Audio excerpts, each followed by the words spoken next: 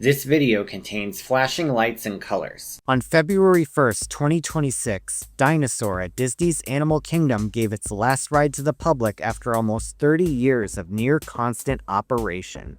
Ever since it first opened in 1998, this ultra-ambitious attraction was considered by many to be the most terrifyingly intense Disney ride ever created. You could easily call it a thrill ride, a dark ride, and even a horror maze all in one package. Now, as we approach the end of an era, let's take a look back at what made this ride so special and how it got made in the first place. And we'll also go over some fun facts you may not have heard of. Today, we're taking a look at the gone but not forgotten dinosaur right here on Theme Park Crazy.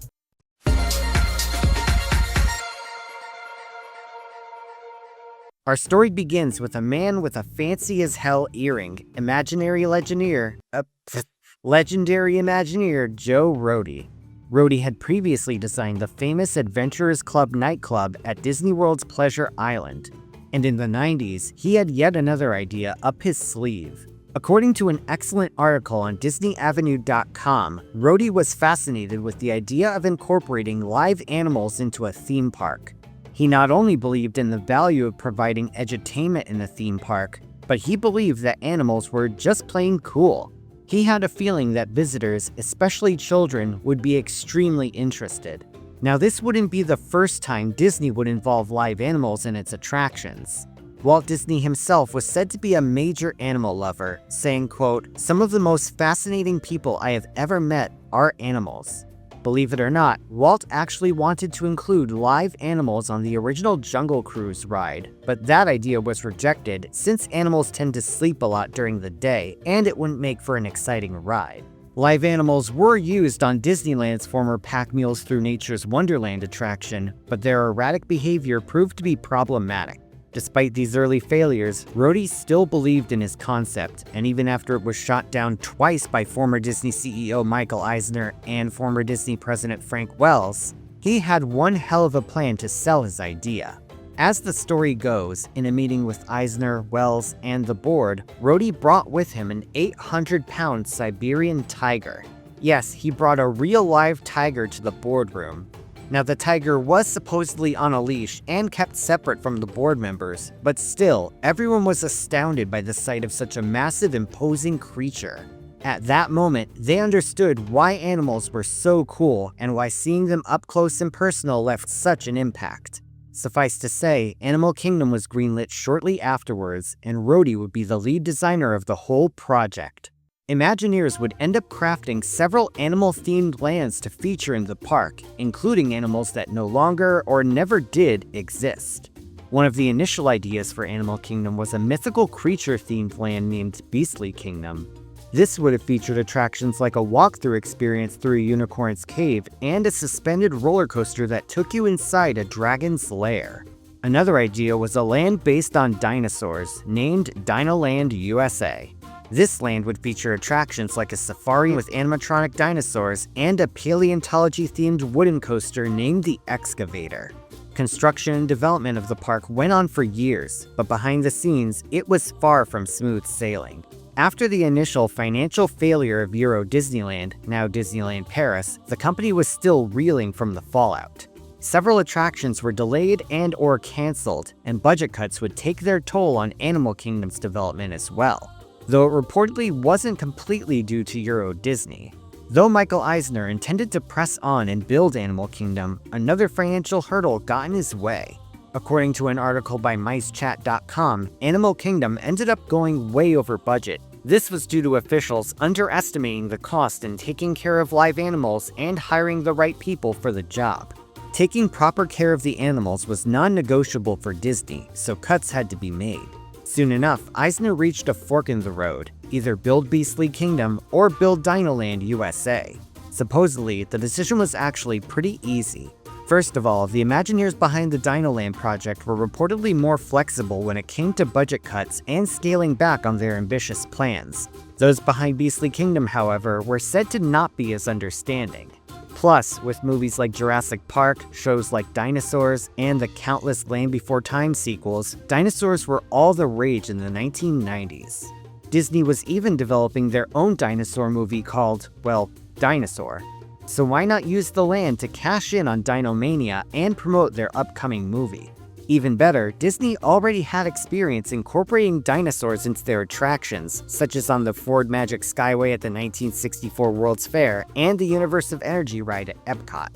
Simply put, dinosaurs were a reliable and ironically relevant subject, so it was decided to build Dinoland, and Beastly Kingdom was instantly shelved. Imagineers did include references to mythical creatures across the park, but contrary to popular belief, this wasn't meant to tease a possible future edition.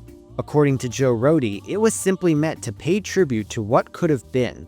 There were supposedly no plans to incorporate Beastly Kingdom into any kind of Phase 2. The creative team who would have worked on Beastly Kingdom ended up working on the Lost Continent themed area at Universal's Islands of Adventure, also in Orlando. But that's a story for another day. So with that, development of Dinoland was underway. According to several sources, further budget cuts and a reported suggestion from Michael Eisner led to Imagineers combining the proposed safari attraction and the roller coaster into one single thrill ride. A ride that would be the top attraction of the Dinoland area. A ride named Countdown to Extinction. Not the Megadeth album, though a dinosaur ride with Megadeth music would be pretty awesome. This attraction would be a rare combination of a thrill ride and a dark ride, using technology previously utilized on a popular Disneyland attraction. Turning back the clock a bit, the ride system on the proposed attraction would originate on the Indiana Jones trademark adventure at California's Disneyland. Or at least that's what the website calls it. This ride could best be described as a motion simulator on wheels. Several years earlier, Disney introduced motion simulators to their parks with the successful Star Tours at Disneyland. This attraction used a refined version of the Atlas simulator technology, which originated as a flight simulator for military training. This device placed a cabin on top of 6 hydraulic actuators. The actuators would move in different ways to simulate motion, with the motion synced up with the screen on the inside to make riders feel like they were actually moving with the visuals. For the Indiana Jones adventure, Imagineers decided to put this system on top of a wheeled chassis. This new vehicle was known as an Enhanced Motion Vehicle, or EMV for short. Now, unlike the Atlas system, the vehicle only had 3 actuators instead of 6, but it still had a wide range of motion. As for how the vehicle moved through the layout, it was essentially like a giant slot car. The vehicle on top had rubber tires, but underneath, it rode along a concealed guide track with a wheel assembly and bus bar mechanism that locked it into a predefined path. Instead of an onboard video, the vehicle would interact with its physical environment by simulating multiple terrains as well as hazards and obstacles. It was capable of 3 degrees of freedom: thrust, which is an up and down motion, pitch, which is a forward and backwards tilt, and roll, which is a side-to-side tilt. These motions could be combined to simulate terrains and environments. For the time, this system was unbelievably advanced. For even more technical details about how this system worked, including the hydraulic fluid it used, I'll link Amusement Lab's excellent video in the description. This attraction saw guests board a guided tour vehicle and venture inside the underground Temple of the Forbidden Eye to search for treasure. Guests go face-to-face with an angry deity named Mara. Mara unleashes supernatural forces on the passengers just because they gave him a bad look, and it's up to Indiana Jones to rescue guests from this wrath. The ride was instantly a success, and the use of the EMVs was highly praised. Guests really felt like they were traveling across a rope bridge, evading Mara's eye lasers, and narrowly dodging a giant boulder by falling through the floor. It really feels like you're in an Indiana Jones movie, and it still holds up beautifully today. Naturally, with the ride being a smash hit just as Animal Kingdom's development kicked into gear, officials sought to reuse the technology to account for budget cuts. But aside from reusing the EMVs and most of Indiana Jones' layout, the new ride's theme would be completely different. Not only that, but it would be a lot darker and more frightening. You could even say it would be the most intense dark ride Disney ever built. But before the ride could be built, it had to be planned out. And in order to build a ride about dinosaurs, you need, well, dinosaurs. Of course, they didn't have access to mosquitoes encased in amber, so animatronics would have to do. These were some of the biggest, most advanced animatronics created at the time. And what's more, they wanted lesser-known dinosaurs to be represented on the ride, reportedly to help it stand out from the recently opened Jurassic Park ride at Universal Studios Hollywood.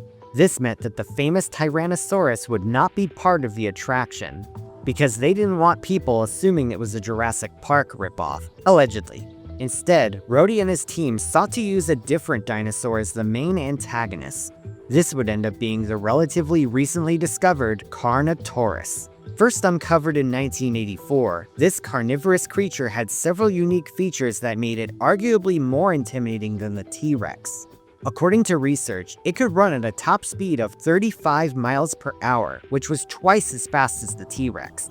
It was 25 feet long, 10 feet tall, and had horns, which was a crucial physical feature that helped it stand out from the T-Rex.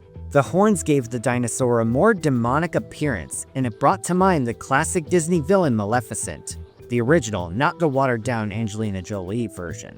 These horns actually contributed to its name. Carnotaurus is in fact Latin for meat-eating bull. That imagery sounds totally metal. With the Carnotaurus, Rhodey have found his villain. That said, in order to deliver the desired intimidating effect to riders, the Carnotaurus's appearance needed some creative liberty. First of all, the real Carnotaurus was only about twice as tall as the average person. Rhodey's version, on the other hand, would be even taller at around 15 feet instead of 10. Moreover, the OG Carnotaurus had arms so tiny and stubby, it made the T-Rexes look like Paul Orndorff's.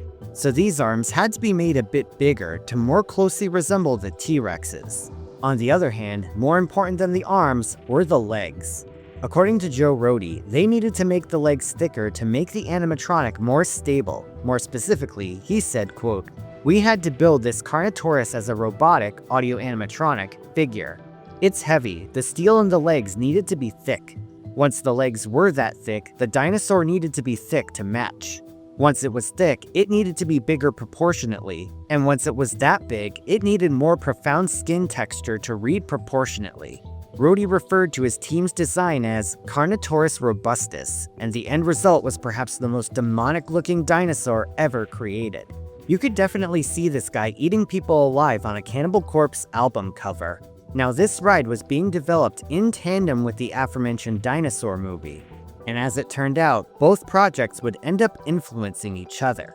The ride's plot would center on rescuing an iguanodon, which would be the main character of the dinosaur film. Moreover, Joe Rhodey's Carnotaurus design would be the one used in the finished movie.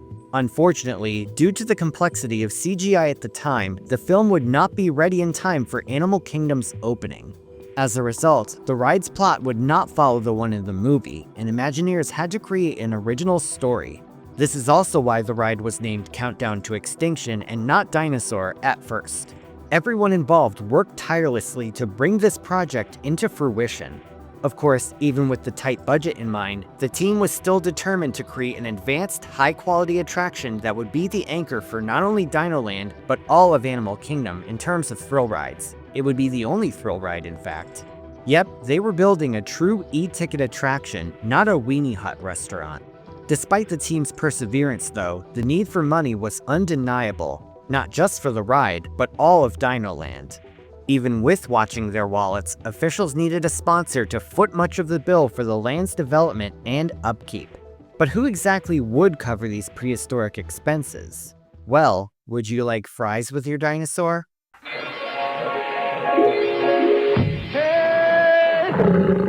McDonald's is going wild over the opening of Disney's Animal Kingdom, Disney's most adventurous theme park ever, and so will you. The adventure starts with the wild, tangy taste of our McRib sandwich. Juicy, tender, and smothered in sassy barbecue sauce.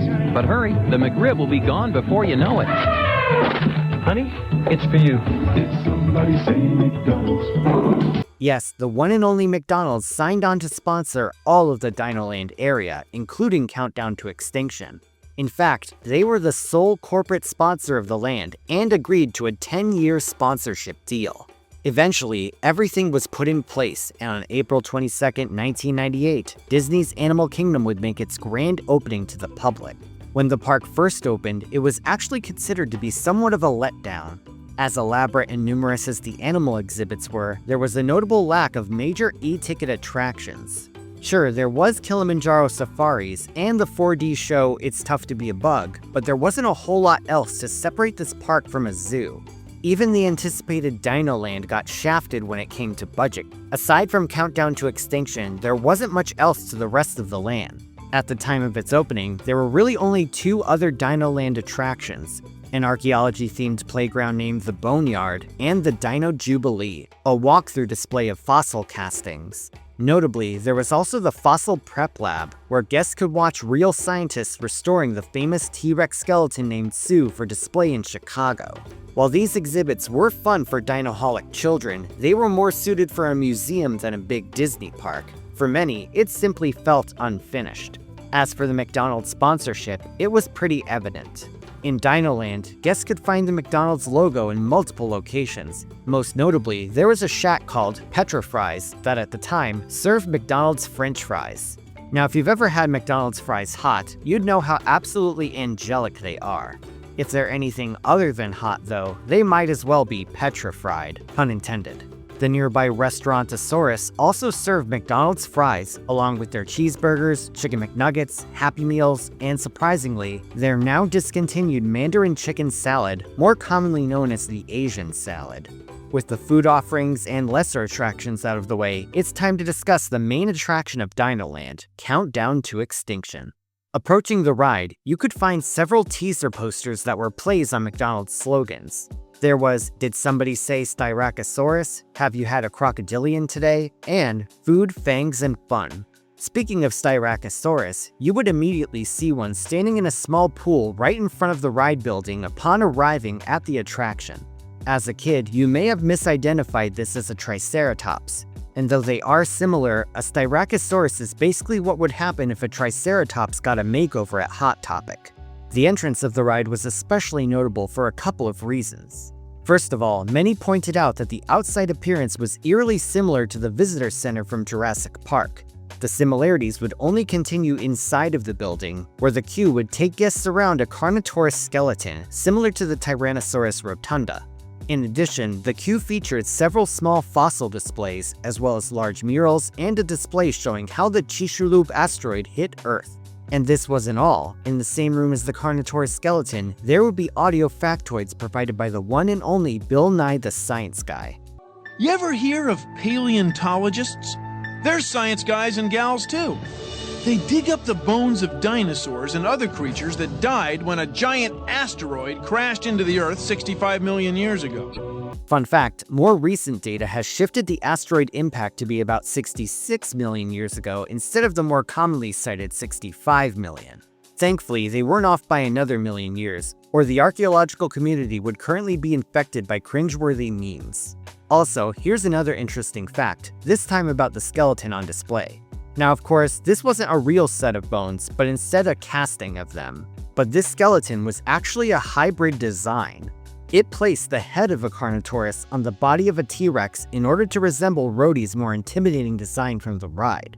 After the second room was a small standing theater room where the pre-show would play. The pre-show was introduced by Dr. Marsh, played by actress Felicia Rashad, famous for her role as Claire Huxtable on the once beloved, now awkwardly discussed in passing, Cosby Show. According to the ride's story, you're inside the Dino Institute, and Dr. Marsh is the Institute's director. She explains that the Institute's newest invention is called the Time Rover. This creation is an all-terrain vehicle with the ability to travel back to the age of the dinosaurs. She then explains guests will be going on a tour of the prehistoric age to witness the dinosaurs in action. Afterwards, the feed transfers to the eccentric and irresponsible Dr. Grant Seeker, played by actor Wallace Langham, famous for his role as David Hodges on the original CSI series. And yes, his name is a pun, meaning he's willing to seek grants and money at any cost. Seeker is supposed to give the safety instructions, but instead, he explains that on a previous joyride with the Time Rover, he managed to tag an iguanodon. He says he wants to bring the iguanodon to the present era and wants guests to go retrieve it. The only problem is that the iguanodon he tagged happens to exist minutes before the famous asteroid hit the Earth.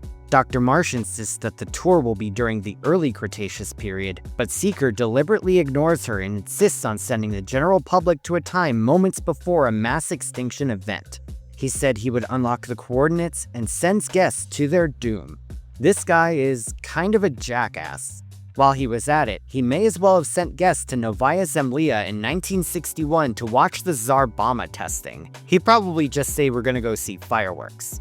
After Dr. Seeker gives the safety instructions and unlocks the coordinates, he insists the guests don't tell anyone.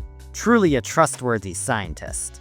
Afterwards, guests enter an underground research facility to board the Time Rover.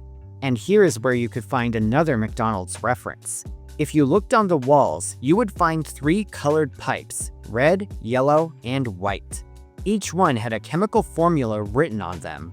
It was subtle, but if you read the formulas and knew what they meant, you'd realize the pipes represent ketchup, mustard, and mayonnaise, aligned with their colors, of course. Now, I personally would have included a Laogan pipe, as that's one of my favorite condiments. Also in the loading area was this writing on one of the walls. It read, Sector CTX, WDI, AK-98. This, of course, stands for Countdown to Extinction, Walt Disney Imagineering, and Animal Kingdom 1998, the latter being the year of the park's opening. Once you boarded your Time Rover, it was time to go get that dino. The ride started off at a security checkpoint where an alarm would sound, indicating that the system knew the trip was unauthorized. Seeker, of course, brushes this off, and the vehicle proceeds through the time tunnel, which transports guests back to the late Cretaceous period. Guests landed inside of a forest, presumably in the Mexican state of Quintana Roo, where the asteroid was said to hit by.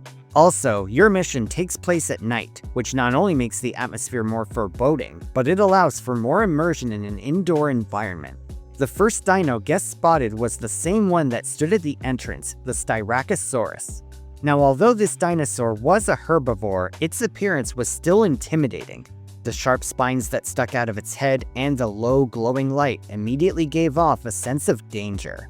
And as if that weren't enough, the next dinosaur was a carnivorous Alioramus in the middle of eating a Brachycampsa, which was essentially an ancient ancestor to the alligator.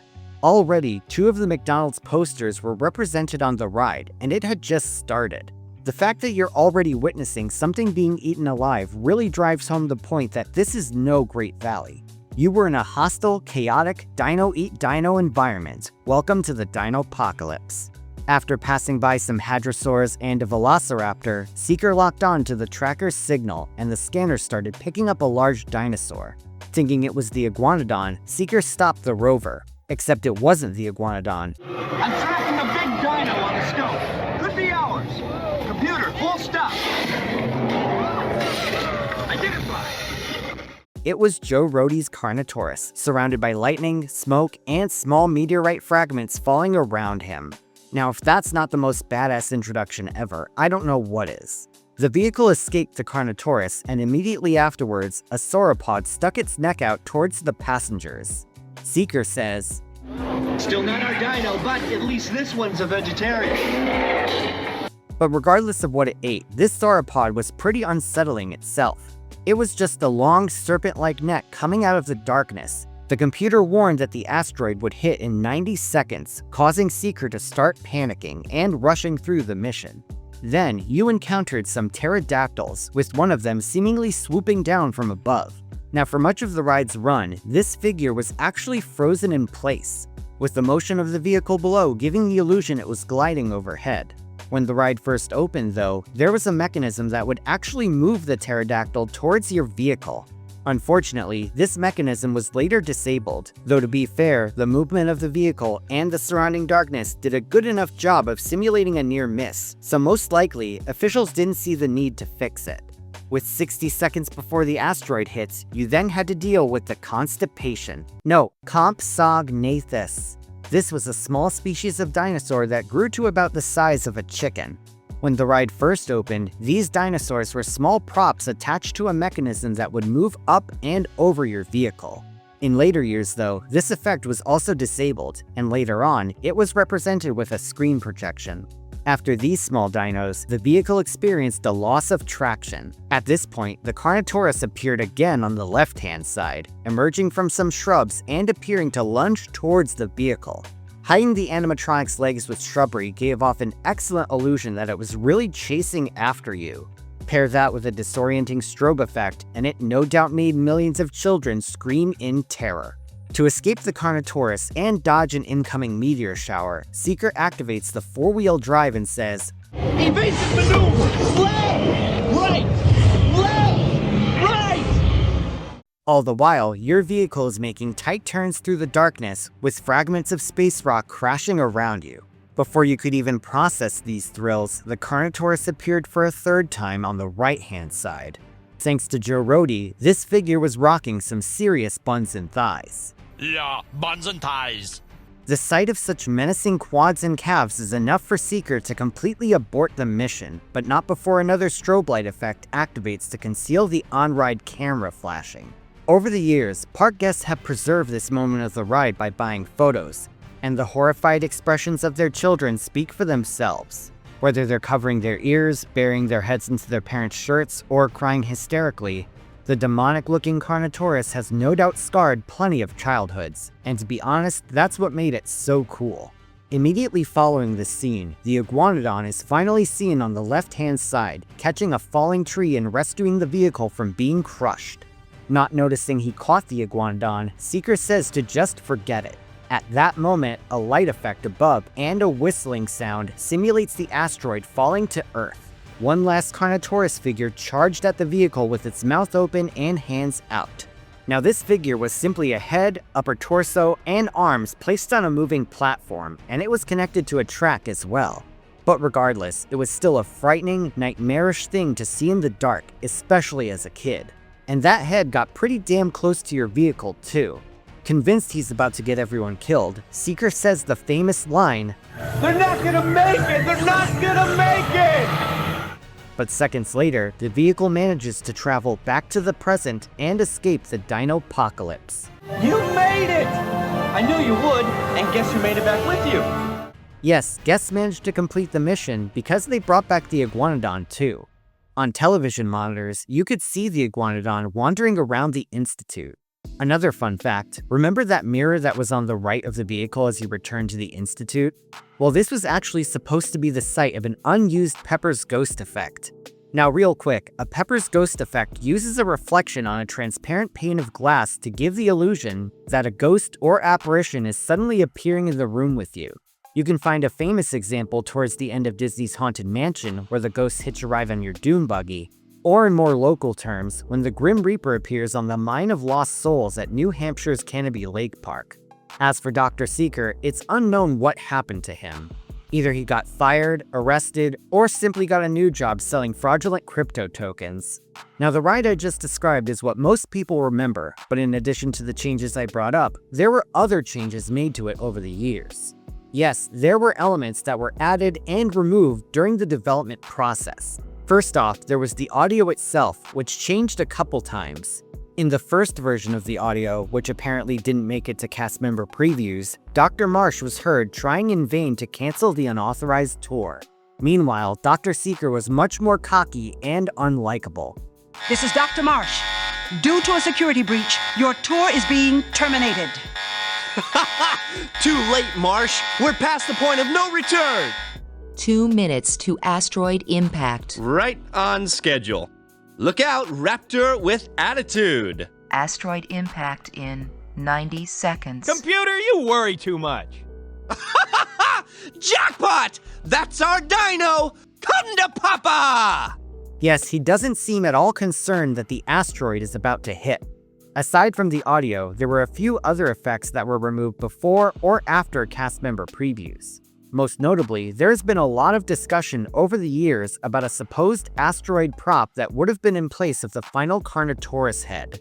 No photos or videos have been discovered of this supposed prop, and there's no concrete evidence it ever existed.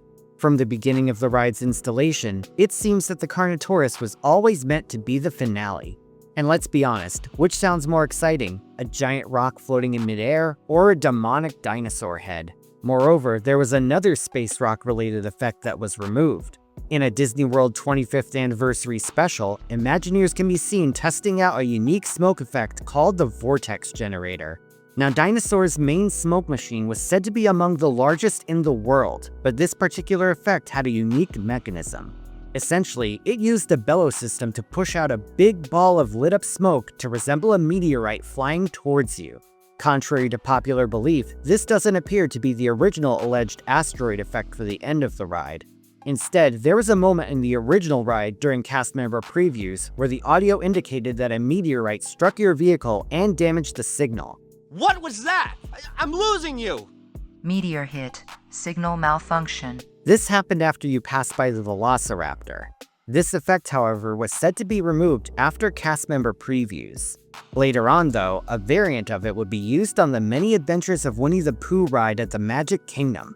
More specifically, it would be used during the Heffalumps and Woozle scene where one of the Heffalumps blows a smoke ring out of his trunk. Unfortunately, though, it's said to be rather finicky and rarely operational today. Aside from the effects, there were a few more changes that were made once the movie Dinosaur was finally released in the year 2000. Now, as an aside, this movie kind of sucks. Even as a kid, I just thought it was boring as hell. Most of the movie is just dinosaurs walking through a desolate landscape. Sure, it looked amazing for the time, combining live-action backgrounds and CGI models, but nowadays it looks like a rejected spin-off of The Phantom Menace. Plus, there are such wonderful lines of dialogue like, "That, children, is what's known as a jerkosaurus. I always did like big girls," and "That old monkey was quite a swinger." I'm not kidding. Like Phantom Menace, this dialogue was pretty cringeworthy. Since its release, most people have pretty much forgotten about this film. You could say a lot more people remember the ride than the actual movie. But regardless of the film's forgettability, oh, that's not a word, whatever, the release of the film still changed a few aspects of the ride. About 2.5 weeks before the movie Dinosaur came out, Countdown to Extinction's name was changed to just that, Dinosaur. The Styracosaurus outside the attraction was replaced with a sculpture of Aladar, the iguanodon from the movie. Believe it or not, this statue is still more expressive than the character was in the entire film. The marquee at the entrance was updated too, with a bust of the Carnotaurus added to the meteor burst.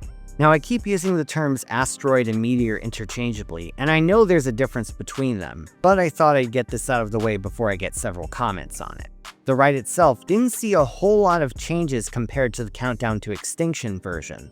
Even the footage of Aladar in the pre-show was always there, as it was shared with Imagineers during the film's development. But just because there weren't a lot of notable changes doesn't mean there weren't any changes at all.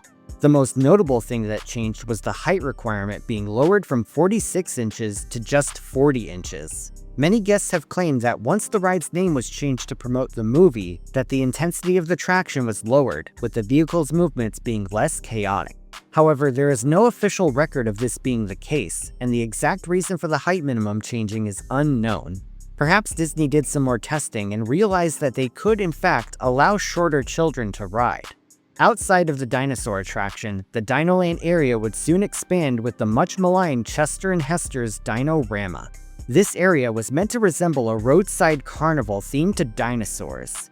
It consisted of carnival games, a garish color scheme, and a Dumbo ripoff ride called Triceratops Spin. A few months after its debut, a new spinning Wild Mouse coaster opened named Primeval Whirl. Admittedly, I do have fun memories of this coaster, and the theming was pretty quirky. However, most felt that the whole area was cheap and rushed. Purposefully theming a land at a Disney park to a cheap carnival doesn't change the fact that it comes across as a cheap carnival. With that said though, Dinorama admittedly does have a good amount of lore behind it. I don't have time to go into it here, but Poseidon Entertainment made an excellent video about all of the secrets and Easter eggs you could find here. I will link the video in the description if you're interested. As for Dinosaur, it was pretty much the only reason people came to this area of the park. And while it was the main thrill ride for several years, all of that changed with the opening of Expedition Everest in 2006. This enormous, thrilling, and yet still family-friendly roller coaster instantly became the park's top thrill ride. 2 years after this coaster opened, the beginning of the end came for Dinosaur. In 2008, McDonald's sponsorship deal ended, and it was decided not to renew it. This also meant they would no longer serve McDonald's food in the park, which I'm sure pissed off countless children. Without the sponsorship, Disney would have to pick up the tab on the ride's upkeep. A ride that had several complex animatronics, as well as an enormous smoke machine, an expensive ride system, and much more to drive up the cost. Over the years, several effects would be turned off. These included the aforementioned pterodactyl and Compsognathus effects, though at the same time, Disney would still update the ride here and there. As stated in martinvids.net's excellent tribute video on the attraction, these included adding a new laser effect to the time vortex in 2013. You saw what looked like a laser grid projected onto the dino. This represented a portal sending the iguanodon back to the Institute, and you saw the same effect on your vehicle at the beginning and end of the ride. And in 2016, a digital replacement was added to replace the static Compsognathus figures. Sadly though, the ride would still show its age over the years. Towards the end of its over quarter-century lifetime, the animatronics didn't move nearly as fluidly, and sometimes they would have to throw an awkward tarp of leaves over one of the Carnotauruses when it wasn't operational. In some instances, they would have to shine a light on a static Carnotaurus head in a sort of B mode. Stop! Identify! That's sad. By the 2020s, the ride simply wasn't as functional as it was when it first opened. It was a fan favorite for those who remembered it fondly, but it was soon overshadowed by more recent IP-based attractions, especially with Pandora's opening in 2017. Throughout its lifetime, the ride maintained a relatively strong fan base. The movements of the EMB were still exhilarating, and the animatronics were still awesome to see in person. Despite the iffy condition the ride was in, fans held out hope that one day Disney would give it a major refurbishment. That day, however, never came, and in August 2024, Dinosaur's extinction became imminent. At that year's D23 fan event, it was announced that all of Dinoland would be replaced with a new area called Tropical Americas, set to open in 2027. This new land is said to feature attractions themed to Encanto and an all-new Indiana Jones ride. Though it will be different from the company's past Indiana Jones adventure attractions, it will still use the same EMV system. The exact system used by Dinosaur, because the new Indiana Jones ride will be replacing it. Fans were stunned at the news, though many admitted that Disney hadn't done the best job of maintaining the attraction. Others argued that it was about time Animal Kingdom got a new major attraction. I am sad to see Dinoland go, and Dinosaur specifically, but I really do think it's time. This park has not gotten anything new since Pandora. By the time this land opens next year, it will have been an entire decade since Pandora the World of Avatar opened back in 2017, which is crazy. So I do think it's time. It is the end of an era here at Animal Kingdom, but at the same time, I also think it's the start of a brand new one. Still though, there's no doubt that Dinosaur left a real impact on park guests. For kids, it became one of those core memory rides. Some would come off absolutely destroyed and sobbing, clinging to their parents like the animatronic Carnotaurus was about to springlock them. And yet many still fondly remember it years later. I remember when I was 5, my mom took my little sister and I on the ride. We were horrified, but my mom enjoyed the ride so much that she made us go on again. With its short height minimum, it was the first thrill ride experience for many kids, and it became a gateway attraction for even more intense rides. This ride was loud, dark, and super intense. Some kids even got a real kick out of it, begging their parents to go again. Based on all the elements put together, you could argue that it was the most physically and mentally intense dark ride ever created. And it was just flat out awesome in all caps. For the next year and a half, people would attempt to squeeze in their last rides while they still could. Finally, on February 1st, 2026, the metaphorical asteroid was in sight. That day, last rides were given. Fans of the ride always thought it would be a cold day in hell when the ride closed for good. Well, on that day, it was a very cold day in Florida, which can feel hot as hell sometimes, so close enough. Despite the cold, plenty of park fans came to get their last rides. Not only that, but several vloggers went to document the ride's last day. Here is just a taste of what the last day of Dinosaur was like. This is Dr. Seeker signing off! Hey Wonderland, today we're at Disney's Animal Kingdom capturing the final moments of Dinoland USA.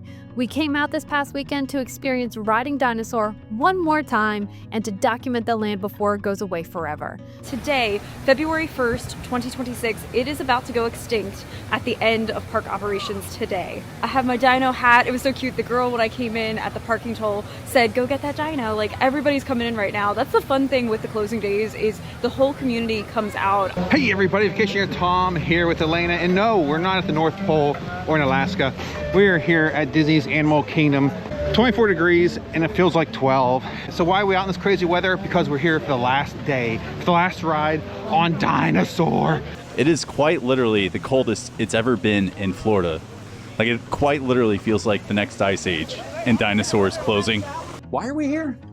For Dinosaur? We're here for Dinosaur. It closes today. And there is a 45 minute wait.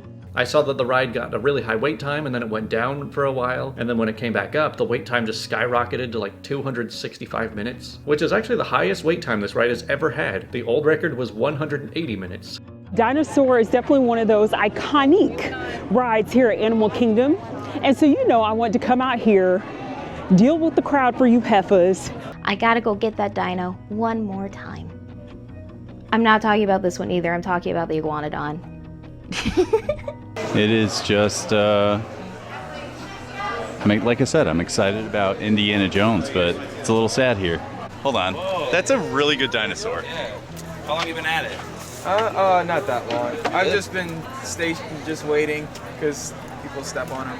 Yeah. So that's something I'll call it out on right now. Like, I've said it once before and I'll say it again. The talent here at Disney is unprecedented and it can be found everywhere. Trust me, what could go wrong? Famous last words. Famous last words. Woo, here we go. You see how you try to give people a warning and they just completely, they're willing to jeopardize your life to get what they need. You see that?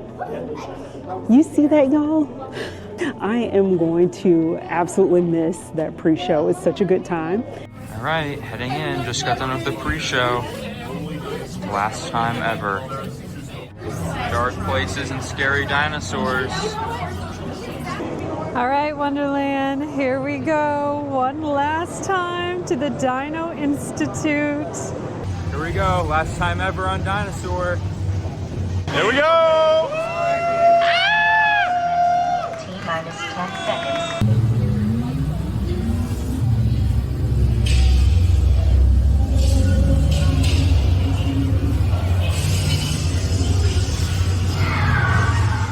Okay, now let's go get that dino. Evasive maneuver! Left, right, left, right!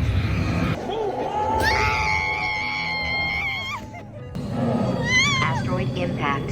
Brace yourself! This is it!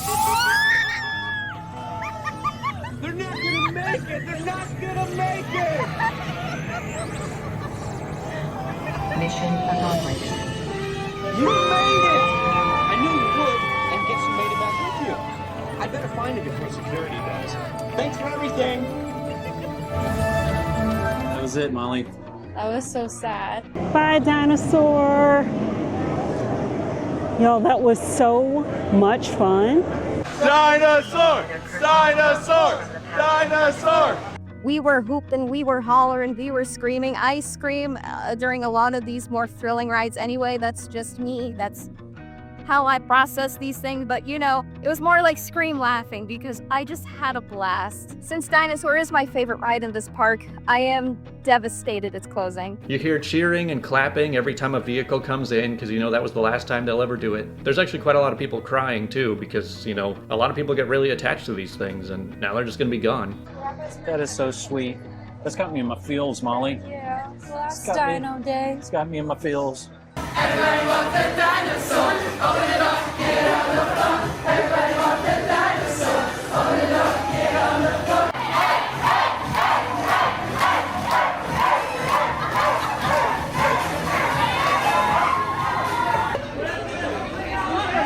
This is so special for all the cast members.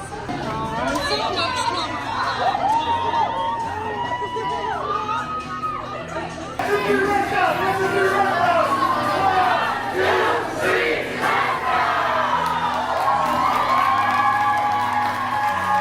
And with that, this ride's chapter has come to a close. Now it's time for the comment shoutout program. This is where I take 5 random comments from my last video and read them out. These comments come from my video on awful Disney rides that nobody talks about. PieGuy7287 says, Epcot was no stranger to controversial attractions. Check out the making of Me. Ever wanted Martin Short to explain the birds and the bees to your kid while on your Disney vacation? No? Anyone? This one has to be seen to be believed. Christian Duple 3690 says, sit in the right-facing seats on the Hong Kong parachute drop and you now get an excellent view of the back of Frozen Land without any attempt at theming/hiding it. Great show. Musical Mayhem 8490 says, I want a video of best attractions with the Great Piggy Bank adventure at the top. That was my favorite as a kid. Green Girl C says, 2938, the adult cast members likely were heavier than the child actors, thus generated more force and speed. So maybe that's why it was more okay, but safety is often overlooked on film sets. And Lone Soul 663 says, some of the best rides at Disney parks are ones that aren't based on Disney IP, completely original. If you want to see your words in my next video, leave a comment down below and it may be selected. Please note though that inflammatory or spam comments will not be read. Thank you all so much, and if you want to support me on Patreon, you can do so once again at the link in the description. Thanks for watching everyone. Feel free to like, share, and subscribe. You can follow me on social media on Instagram and Facebook, or you can check out my website at themeparkcrazy.com. And I'm on TikTok. This is Theme Park Crazy, and I'll see you all next time.